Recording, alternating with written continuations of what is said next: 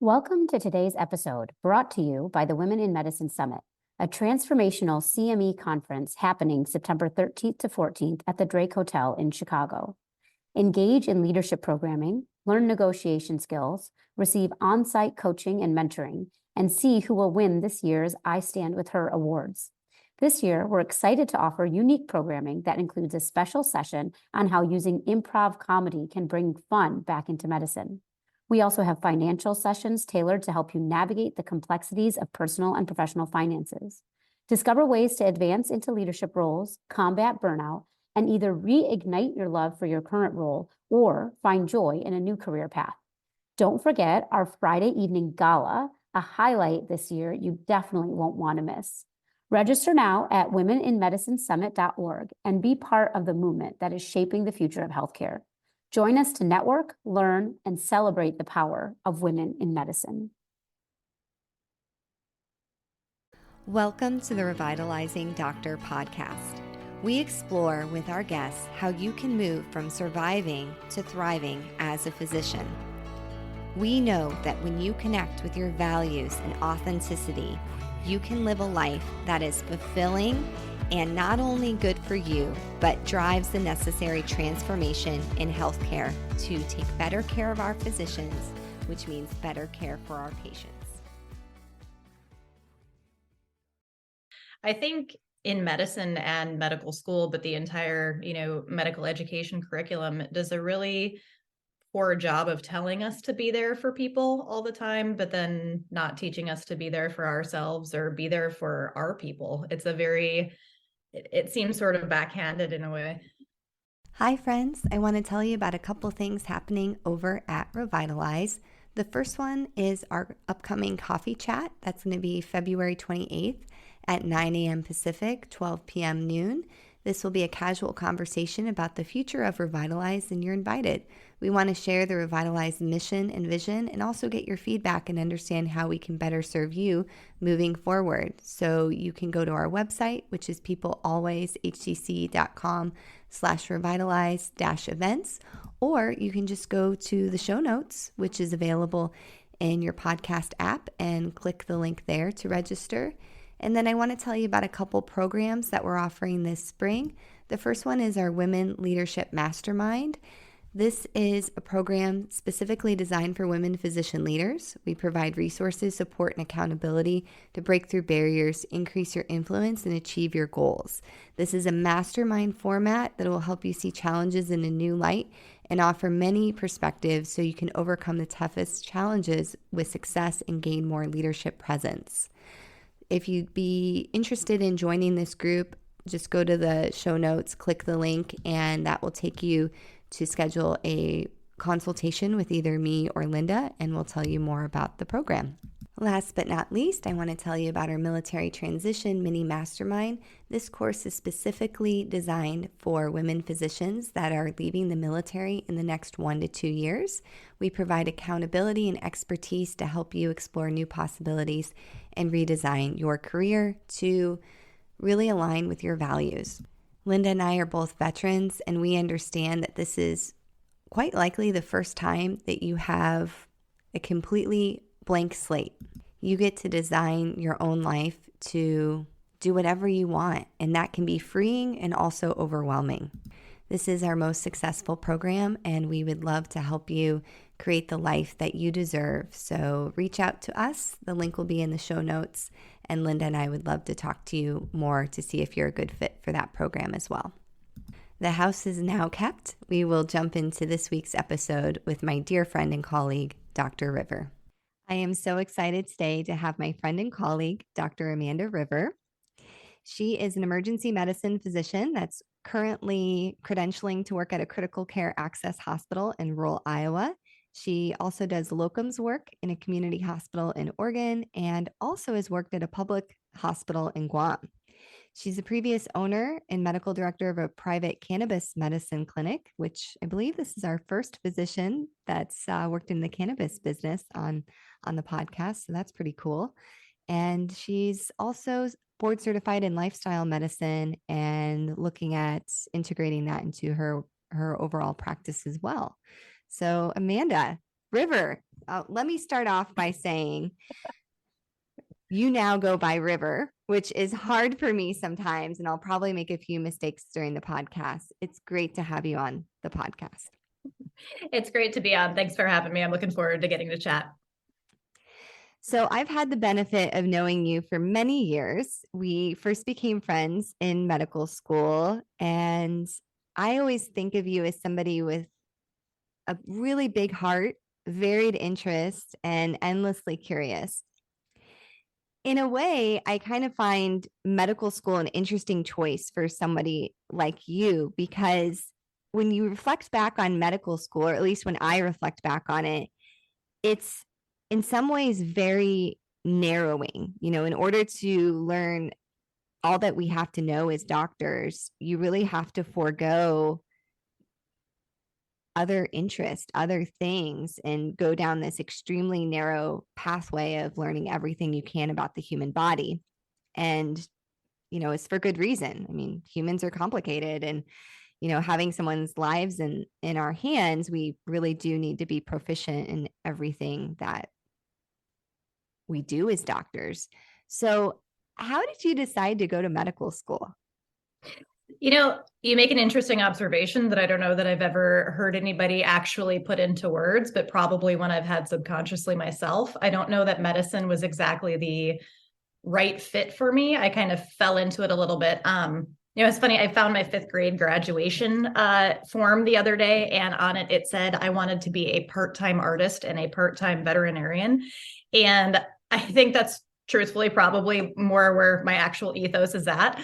I kind of stumbled into it. So when I was 14 and my sister was 10, she was diagnosed with Ewing sarcoma.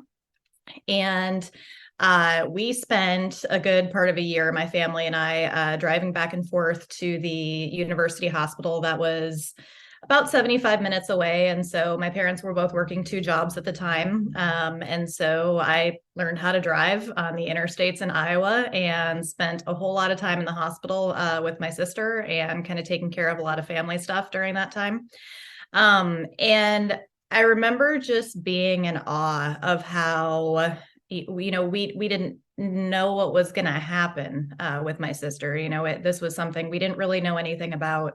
And her doctors were, I felt like, very honest and very caring. And I thought it was just the neatest thing in the world that, somebody had a profession where they had the ability to help somebody come through something that they might not have made it otherwise, that they could give somebody their life back. They could give somebody their health back, and give a person's family that too. And so I thought it was just the coolest thing that you could offer humanity. So there I went. And I was actually fortunate. My sister's orthopedist was a really well-known orthopedist at the university hospital, and he allowed me to shadow him kind of through college, and was a bit of a mentor to me during that time. I grew up as a mechanic on a farm. I grew up on a farm in Iowa, and I thought the fact that you could have a toolbox in the operating room was just the neatest thing ever. I have always really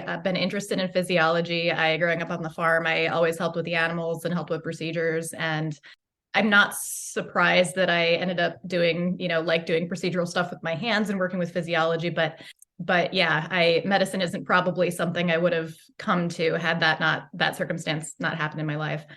Long-winded answer to the question of how I got to medical school. I think it's so fascinating, and I kind of feel like a crappy friend because I actually never knew what had happened to your sister, that it never come up in like all the years that we've known each other. Yeah, no, it doesn't make you a crappy friend. I mean, it was something my sister's doing fantastically. She's actually a health coach now. And she's doing great.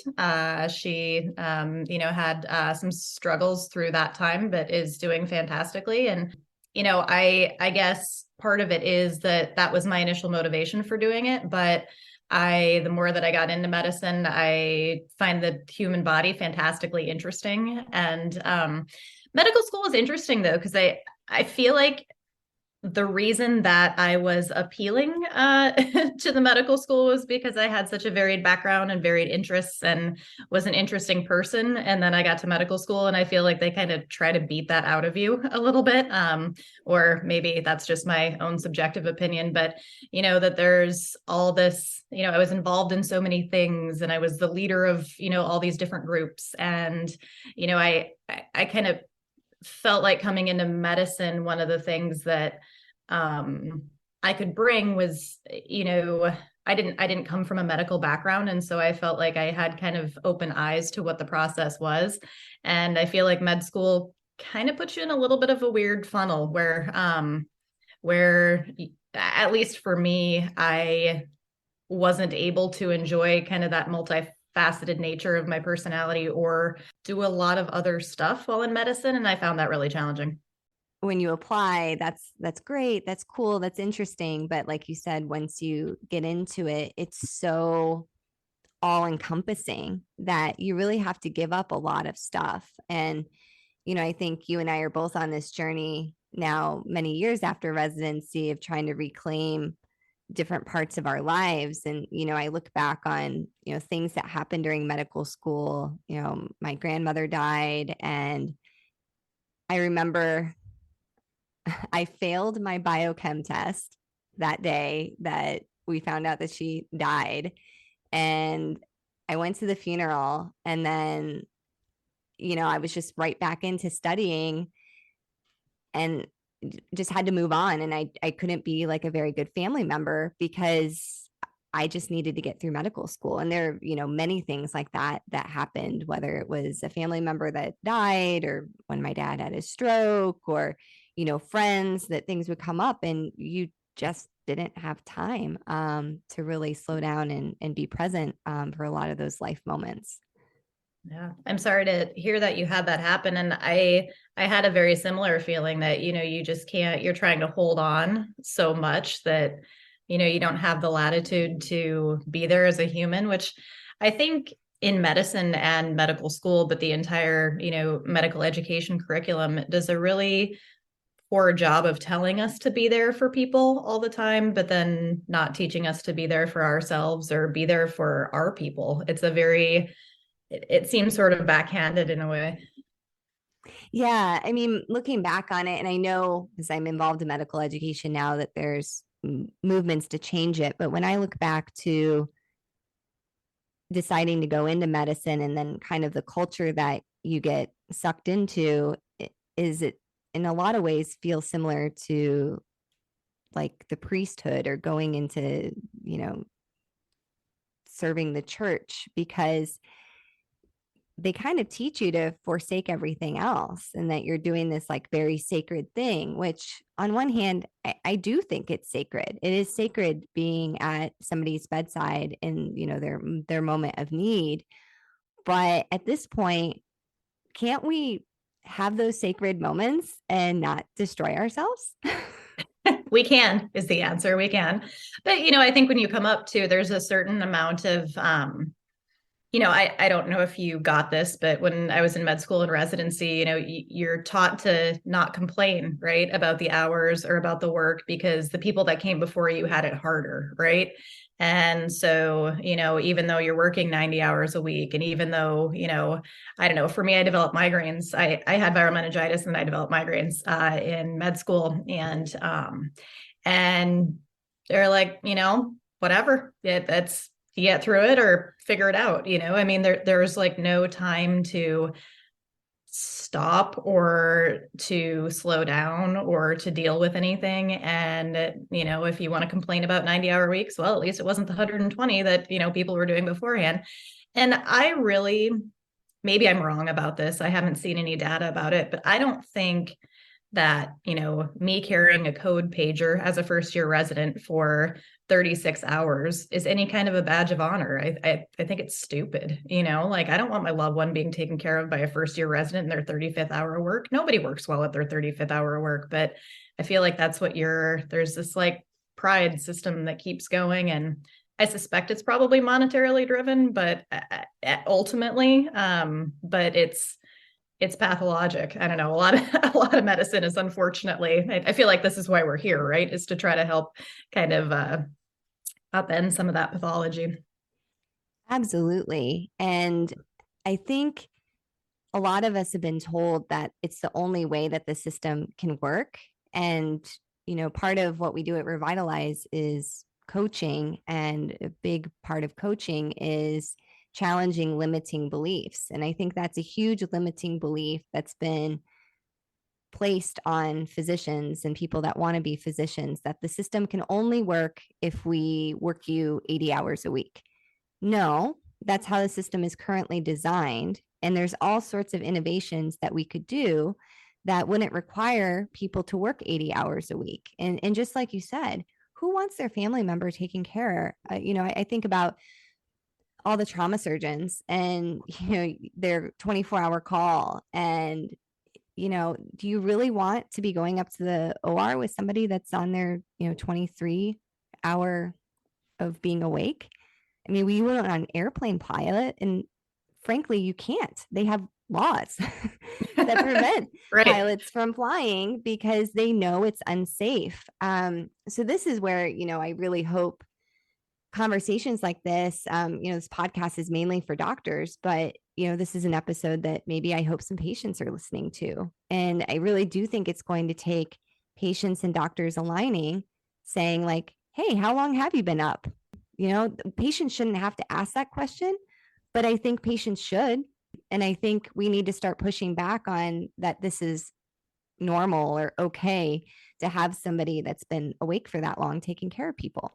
Well, and I think, there's so many things in medicine, right, that the public isn't privy to or doesn't know, right? And I think that's a lot of what creates the disconnect between the medical system and physicians and patients, right? I mean, I'm in the medical system and it's confusing. I have a Master of Public Health background. And so I did a lot of, healthcare economics classes and a lot of healthcare design classes. And in some ways I came out more confused than I went in. And so I don't expect the general public to be able to understand the deep inner workings of, how the healthcare system works. But I think there's some basic things they should be able to expect. And I think ultimately that's probably a big part of what's going to drive change in healthcare is the public feeling like they have more of a voice in, what they're able to choose and in the important stuff too, not, does the lobby have a fountain and do I have a swanky private room? But, what are my physicians' outcomes? How long have they been on shift? Things that are important to their actual healthcare that I don't think we're addressing right now. Stay tuned. We'll be right back. Are you a physician mom with school-aged children feeling utterly exhausted? My friend Dr. Sheeta Shaffi invites you to take a little time this summer to join her in a small, intimate group for meaningful conversations. Dr. Shaffi is an emergency physician, coach, and mom to 8-year-old twins. She understands firsthand what you're going through. This isn't a pizza party or a yoga class. You'll meet for 2 one-hour sessions twice a month starting in July to help you move out of exhaustion, let go of mom guilt, and live a life you're not only proud of, but can truly enjoy. Connect with her on LinkedIn or Instagram at Sheeta Shaffi to learn more. Sheeta is spelled Shideh, and Shaffi is spelled Shafie. You can also check the show notes for a link so you can connect with her there as well. Yeah, and I would just encourage the listeners to listen to the episode I did with Vinny Aurora on the emergency mind. And we debunk a lot of the myths around sleep deprivation in medicine. And the one I really want to just put in a bug in all of our listeners' ear is when I think back to residency and those 80-hour weeks, if you really had somebody recording every, what you were doing during those 80-hour weeks, how much of it was actually required work by a physician versus how much of it was what we call SCUT, which is menial labor that does not require a physician. How much of it was making phone calls for follow-up appointments or writing a arduous note because there wasn't a functioning dictation system or scribe. You look at doctors, if you went straight through, maybe you're 26 years old. If you didn't go straight through, it doesn't matter what your age is. You have a freaking doctorate. Why do we expect somebody with a doctorate to, do all these tasks that could be done by other people and expand the team? And then people wouldn't have to be awake for 80 hours. You could probably easily shave off. I think if I look back to most of my ICU rotations, you could have probably shaved off 20 hours in just pure scut that could have been done by a clerk or a scribe.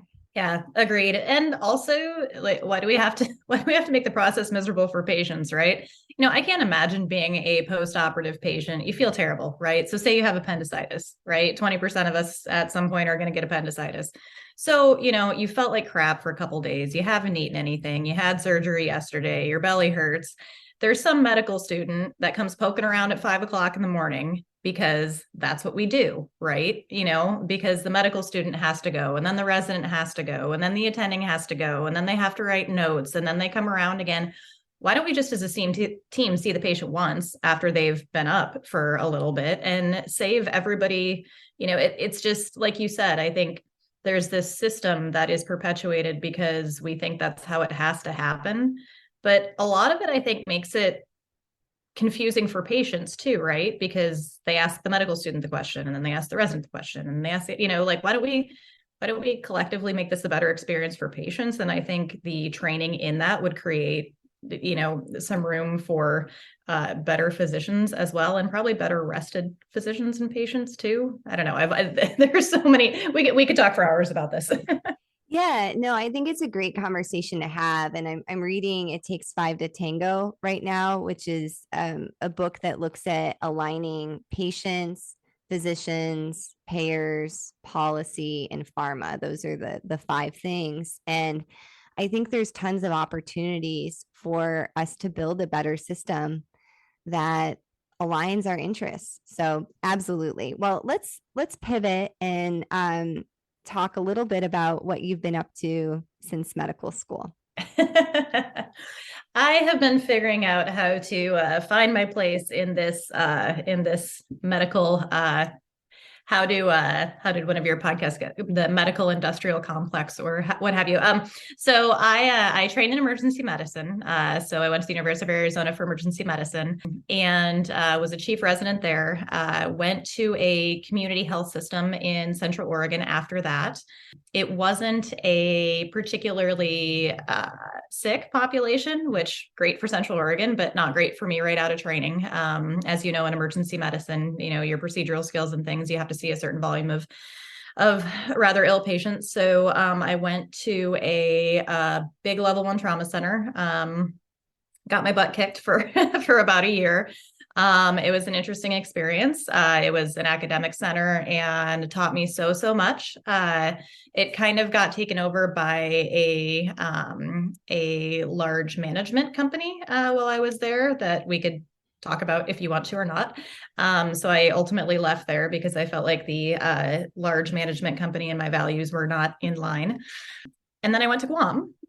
So I've been practicing in Guam for 6 years on and off at a private facility there, as well as a public government-run hospital there, which has been fun and lovely. And let's see, last year, well, in there, I also, I had a cannabis clinic. I happened to be in a state that legalized medicinal cannabis while I was in the state, and tried my hand at that for a few years, which was a phenomenal experience, having my own clinic and getting to see patients that were really looking for something different in the healthcare system and being able to speak with them in an educated manner about something that traditional medicine doesn't educate physicians very well about, was a really neat and rewarding experience. I last year worked in a COVID ICU for 6 months in the Dutch West Indies.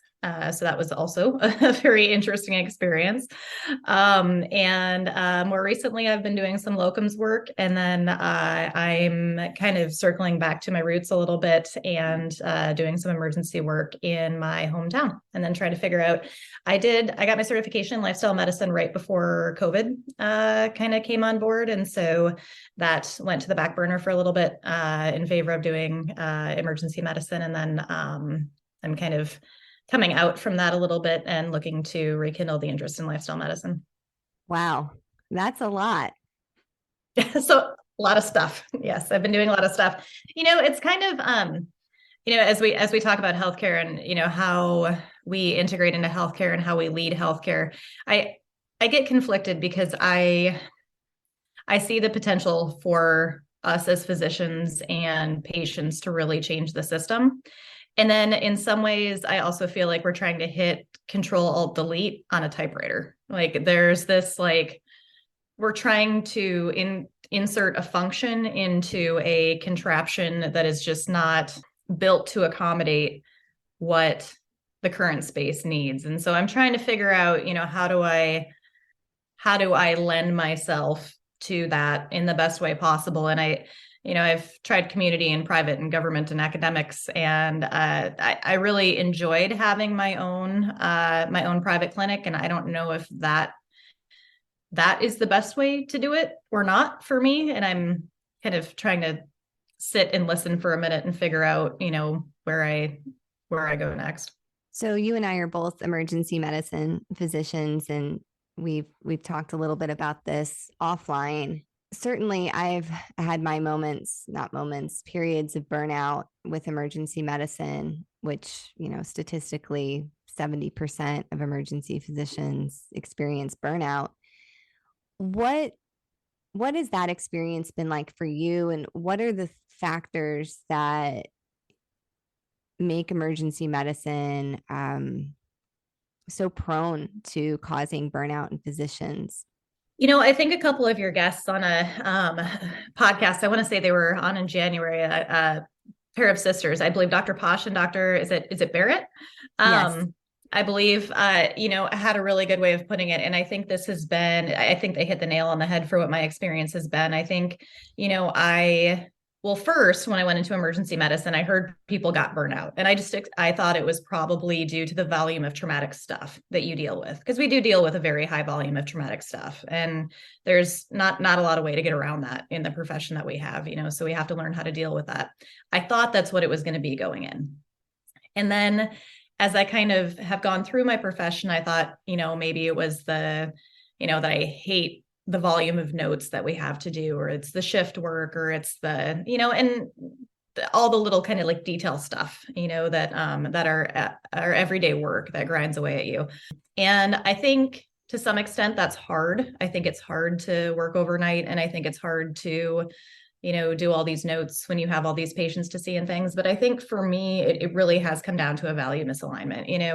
I feel like the system, I value my time with the patients. I value my quality of care. I value the experience that they have. I value how I'm making their life better in a really, what for some people is going to be the worst day of their life or the worst day of their month, or, we have such a privileged and challenging position to get to be the person that helps people through that.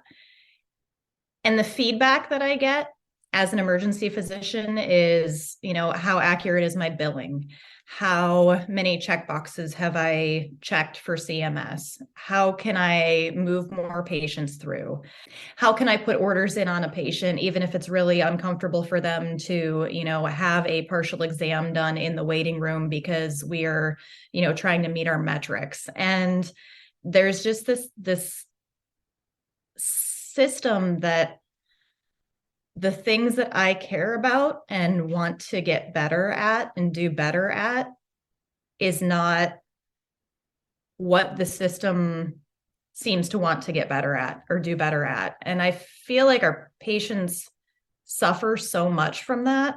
And that's hard. It's hard to, I feel like, come to work every day in a system that doesn't really care about what you care about, or it doesn't feel like they do. I have a pen in my hand that says patients are partners, right? And I've worked for so many systems that like integrity is us, but it's not. It's those are words. And that for me has been the biggest part of burnout is not having the, whether it's the perception of or the latitude to be the kind of physician that I want to be within the system. Yeah. No, that was a really articulate way of describing something that's so confusing and messy. I totally identify with a lot of the points that you made. I think an example is the obsession with the door to doc time.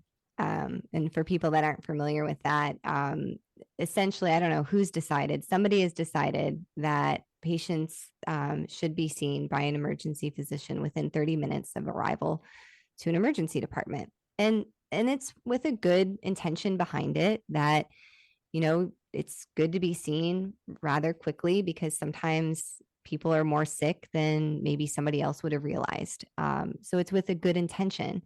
But, during COVID, when we were getting essentially overrun, and frankly, overrun by a lot of people that didn't need to be in the emergency department, by people with, minor COVID symptoms of runny nose, fever, body aches. It really was doing at some point everyone a disservice. How many times has somebody come up to me and said like, hey, you need to go see this person. They're about to leave and we don't want to get a LWBS, left without being seen. And I'm actually in the middle of doing something important for somebody else.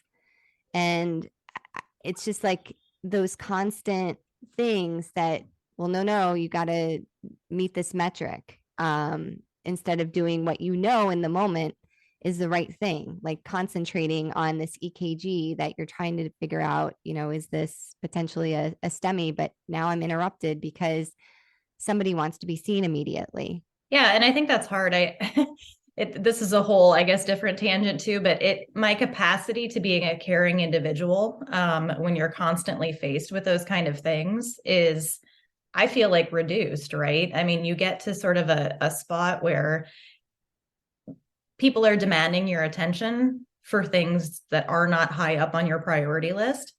And so eventually I get really annoyed. I get annoyed at having to go, see this patient because they want to leave or whatever. And, like patients don't know that, right? And they don't, but there's like not a barrier there that keeps you from that door to doc time or that left without being seen or whatever, like it's not like, it's constantly okay to interrupt you in the middle of whatever important thing you are doing because of whatever other important thing that somebody else thinks is important. And when I say somebody else, I kind of mean these metrics that have been put in place. You're right, with good intention, but don't appreciate that, I am just got sterile for a central line. I am in the midst of having a conversation with a patient's family. I worked at this place that I laugh about it. It was terrible, actually. That made us carry the transfer phone.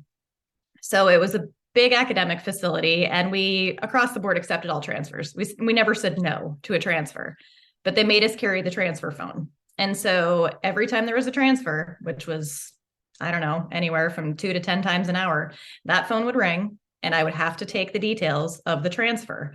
And occasionally we would provide recommendations or whatever, but we kept trying to get a system in place because, as you know, as an emergency physician, when you're working at a busy place, to have a phone call 8 to 10 times an hour about some other random thing that wasn't on your plate beforehand that you just have to say yes to, like, get somebody to answer the phone. If they have a medical question, I'll take it. But, it's not that I'm opposed to taking it, but I have other things I need to be doing.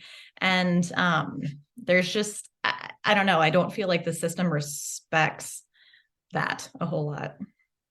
Yeah. And it's interesting, now what I've been trying to do when, I get this really annoying interruption, that's something small, I've made some decisions that, actually I'm in the middle of something. I'm having a conversation with a consultant, or I'm in a patient room having a moment with them. They're going to have to wait. And I found that by regulating myself a little bit more of like, no, I'm not going to go do this other thing until I'm ready. I can show up a lot better, because when you yank me out of something that was important and then you tell me to do something to meet a metric, I'm not really, honestly, probably my best self when I go do that other thing. Where if I had a few minutes to tie things up, then I can go into that room calm and, more compassionate that, somebody has a runny nose.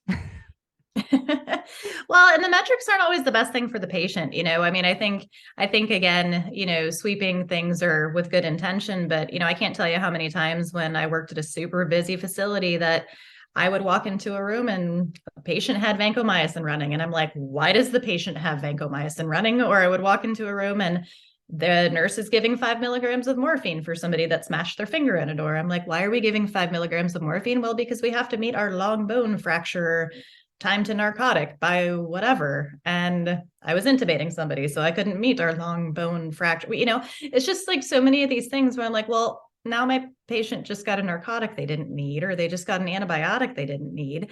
And, a lot of these aren't being driven by thoughtful physician decision making. It's being driven by some metric that we have to meet. And it's just, I don't know. I feel like the part of the reason, at least in my case, the places that I've worked, is we're just understaffed, like and that's a whole, I guess, other thing too, right? Is, nurses have ratios, doctors don't. And so I have worked at several facilities that have very, very poor staffing. And that for me has been a source of burnout also, is just the expectation that you can see unlimited numbers of patients and that, you can see them very quickly. And it's hard to process 4 complicated patients an hour for 10 hours. Yeah, that's such a great point that you bring up. And it's something that I've said many times. What is my ratio? And we don't even actually have data on what is a safe ratio for physicians. And it's time that we do that research, and we know. I've had times where I've had 50 patients that are under my name. Now, maybe I've had some advanced practice APPs working with me, or residents, but at the end of the day, it was my name. I was responsible for all of those patients. And I personally just don't think that's a safe way to do things, or right. It's If not. you're designing a system, that would not be the way you would design it. It's not. I mean, things, it's so hard even when we have the time, with our patients and stuff. People are complicated, right? The human body is complicated. There's a reason we went to school for 12 years to do what we do. The human body is complicated. If your expectation is to be able to pick up 50 complicated things on patients at once, nobody can do that. And yet I feel like we're asked to do that not infrequently. And I think that is really, really, really challenging, and frankly, very unacceptable and dangerous. And I've been in that position myself, and it's so uncomfortable, to know that you don't have the capacity to do the best you can for every patient, because you just don't physically have, I mean, you can't do the best thing you can for 50 patients at one time. You just can't. So we're going to leave it there for this week. It's not lost on me that we got a little negative towards the end, and some parts taken out of context could be misunderstood. I know River really well, and we're both proud emergency physicians, and we take pride in being there for patients 365, 24/7. We are the only doctors that are. We are the only people that are there for everybody, regardless of their ability to pay. And that's why we chose to go into emergency medicine. But the safety net is frayed, and we need everyone to be focused on ways to better support us and provide us the resources, staffing, physical supplies, workflows, working as a team in the hospital, recognizing that we can never close our front door. Patients continue to come in, and the only way things work is if patients, when they need to be admitted, move upstairs. And when patients need to be transferred, that ambulances are available to pick them up and safely take them to where they need to go. So you did hear some frustration. You did hear some questions of how can we be the wealthiest country in the world and still have these issues and be burning out our physicians. So coming back full circle to why Linda and I founded Revitalize is we are tired of being tired. We are tired of hearing these stories over and over again. We'll keep listening because part of this is that we want to be alongside you. And I'm still complaining as well. But there gets to be a point where it's like, we can't continue down this road. There has to be a new way. And we hope that Revitalize is part of that solution.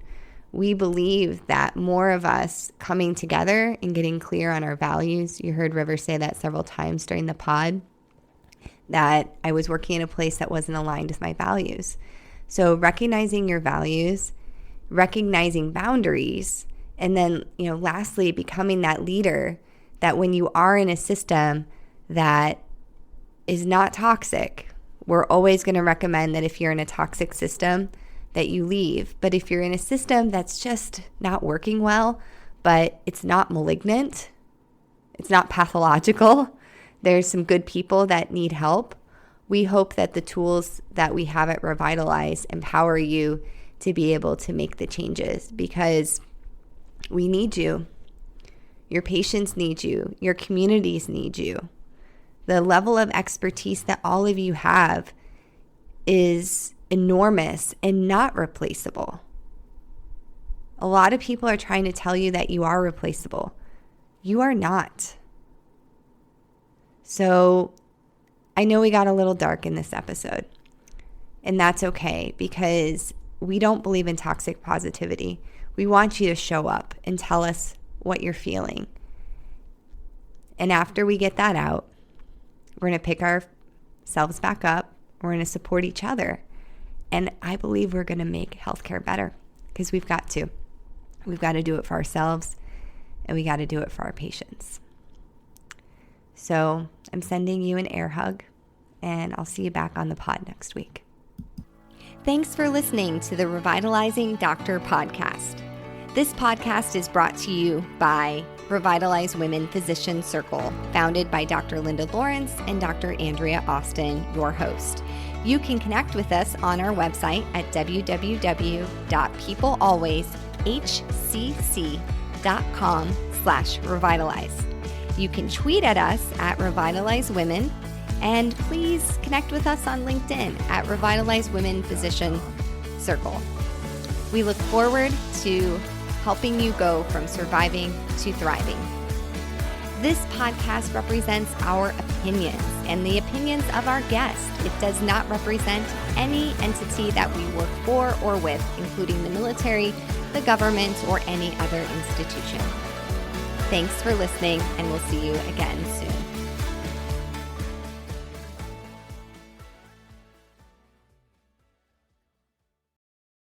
Hi, it's Dr. Risa E. Lewis, dropping in to tell you about a book that Dr. Adara Landry and I wrote.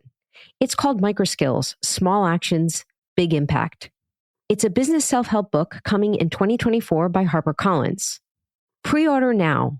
Microskills, Small Actions, Big Impact, wherever you buy your books.